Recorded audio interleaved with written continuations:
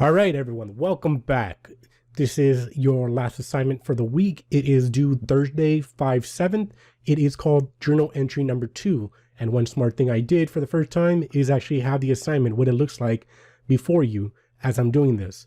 So before everything else, make sure that you have signed in for today. For all my assignments from now on, you'll notice that that will be the first thing you have to do. So you would click on this link, make sure that this is your account. If it's not your account, click on switch account and get to your account. And once you're logged in, click yes, you're here for today, and then submit that. That's the first thing you do for the day, for any of your classes. Now, today's assignment will be a journal entry. You'll be reading, well, if you follow these directions, it tells you exactly what to do. Step number 2 is watch this video. But number 3 is to read the Diary of Anne Frank excerpt below. It's this PDF right here. After finishing reading that or listening along with me, you go to journal number 2. It is a custom Google Doc that I'll explain at the second half of this video. But the first thing I would do is read this Diary of Anne Frank excerpt. If you look on the screen right now, you can go ahead. So I'm having a problem right now saying I need to download it.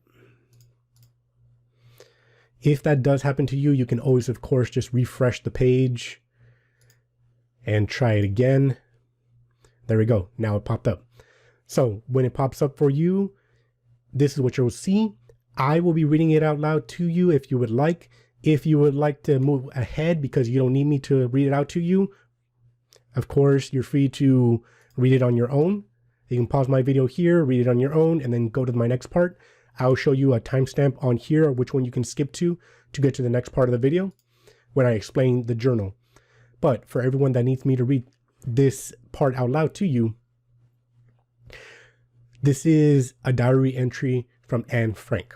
It's Saturday, June 20th, 1942. Writing in a diary is a really strange experience for someone like me.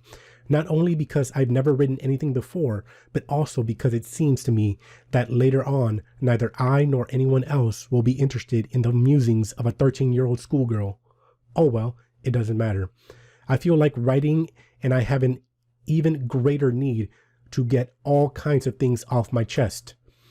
Paper has more patience than people.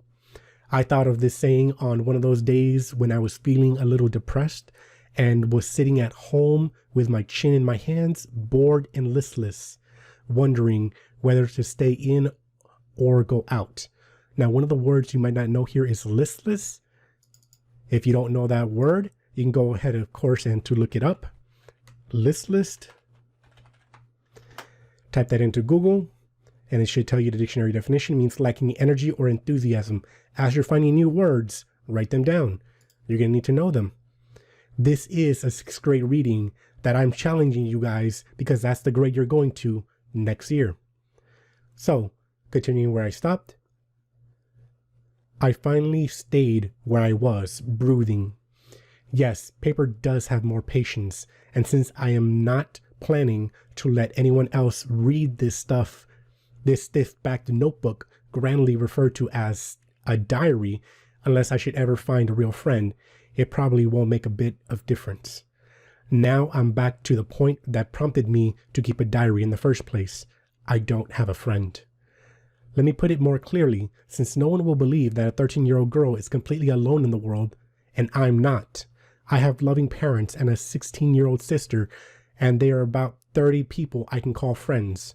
I have a throng of admirers who can't keep their adoring eyes off me and who sometimes resort to using a broken pocket mirror to try and catch a glimpse of me in the classroom.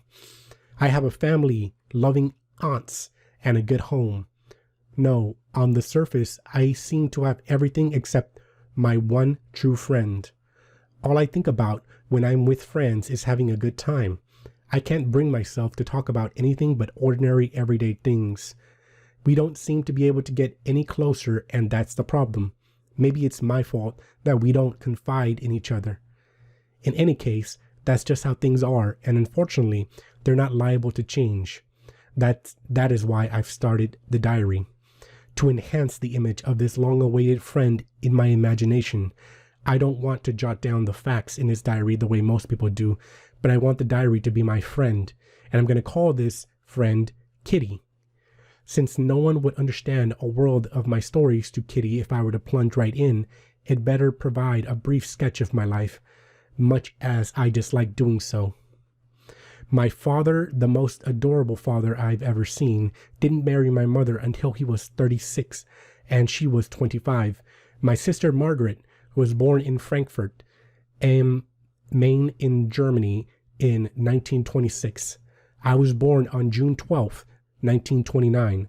I lived in Frankfurt until I was 4. Because we're Jewish, my father immigrated to Holland in 1933 when he became the managing director of the Dutch Optra Company, which manufactures products used in making jam. My mother, Edith Hollander Frank, went with him to Holland in September, while Margaret and I were sent to Aachen to stay with our grandmother. Margaret went to Holland in December and I followed in February, when I was plunked down on the table as my birthday present for Margaret. I started right away at the Montessori Nursery School.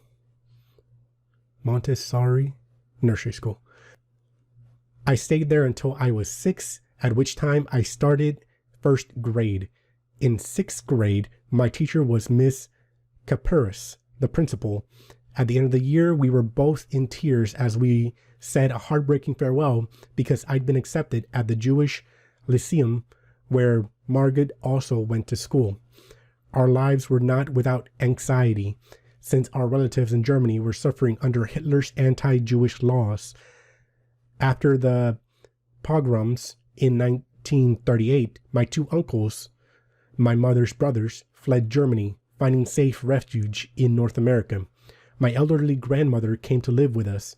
She was 73 years old at the time.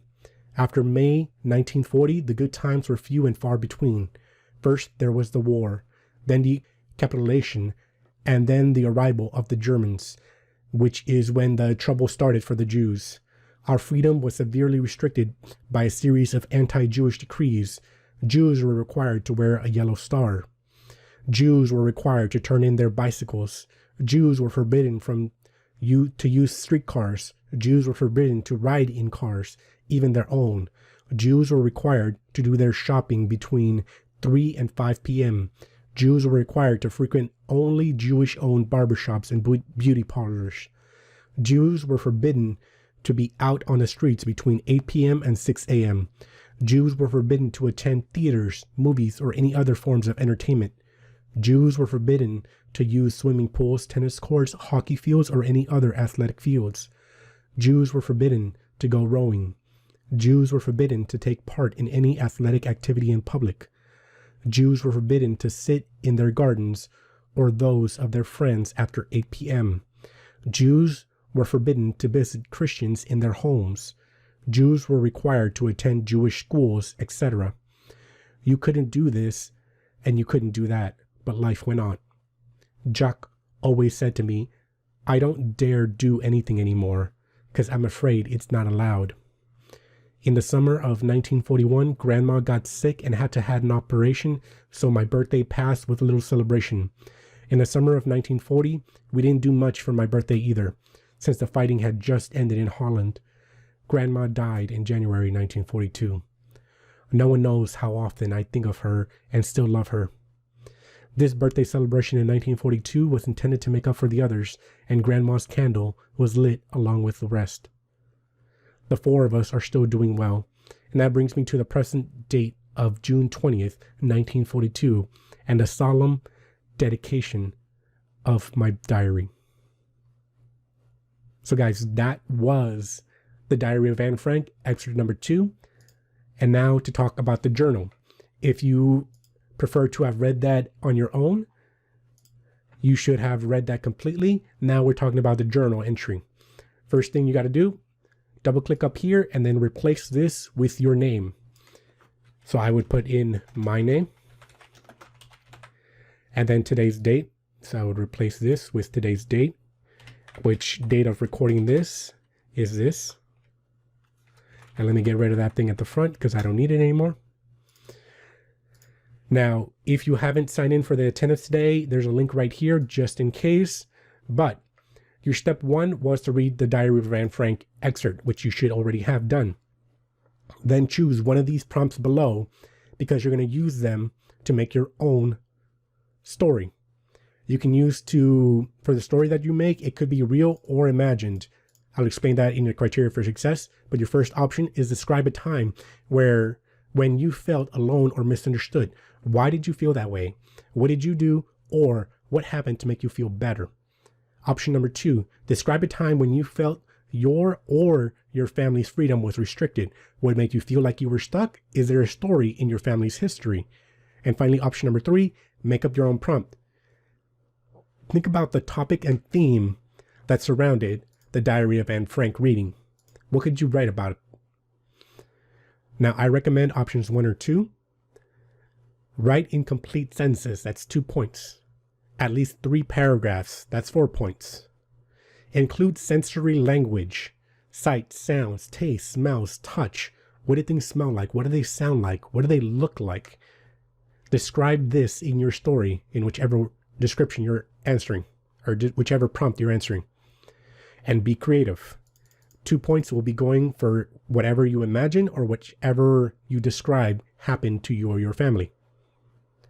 Now, right here is an example from Miss Moon. I wanted to show you guys what Miss Moon would create it because that's where you're going to next year. You guys are preparing to be in 6th grade, and this is an activity that 6th grade is doing. So for Miss Moon's example, I will read it in a second, but down here is where you start writing your own answer. So again, read your criteria for success, pick your prompt, and then start writing about it after listening to Miss Moon's exemplar. This is her following these rules right here. So, Miss Moon, April 30th, 2020. It's hard to believe it's already been a month since this quarantine began.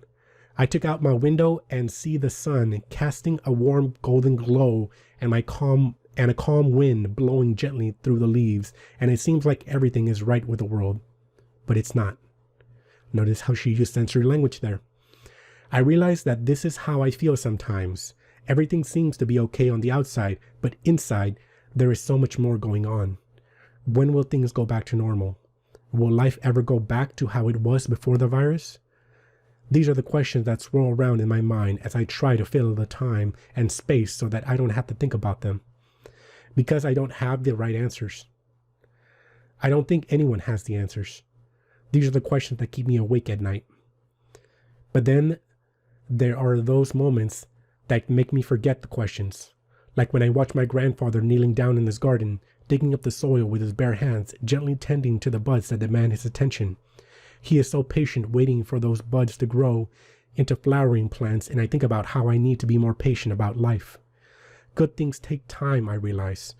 Or when I watch my grandmother sitting at her sewing machine, tearing up pieces of fabric from bed sheets and old shirts to make masks for her children, grandchildren, and friends. Change is in the small things, I learn. Maybe we can't help everyone at once, but we can help those within our reach. Or when I watch my family all together laughing about a story that happened many years ago. The questions, they're all still there, swirling somewhere in the air like the virus. But in this moment, we are together, and we are happy, and nothing can take that away from us. Gratitude is a choice, I finally see, and wonder why I don't choose it more often. Tonight, I will pray for everyone who is confused, hurting, or asking the same question as me, and I hope they too are granted small moments to remind them that it will be okay. Yes, I think I will get some sleep tonight. 382 words. So again, that has been the assignment for the rest of the week. Be sure that you put in your name and that you mark as completed and you send it back after everything has been completed. If you send me something that does not follow this criteria, I will send it back with that feedback and you'll be required to fill it back in. Remember, all of these things are now for a grade. We will be putting them into Elluminate. By this Friday, you should have 3 grades for every single one of your classes in Elluminate. Feel free to check that out. after finishing your assignment. Again, this has been Mr. Pacina. My information's on the screen right now. If you need to contact me for whatever reason, feel free. Come to my office hours Mondays and Wednesdays, 1 to 2. And if you need any help, any questions, feel free to reach out to me. Thank you. Have a good day.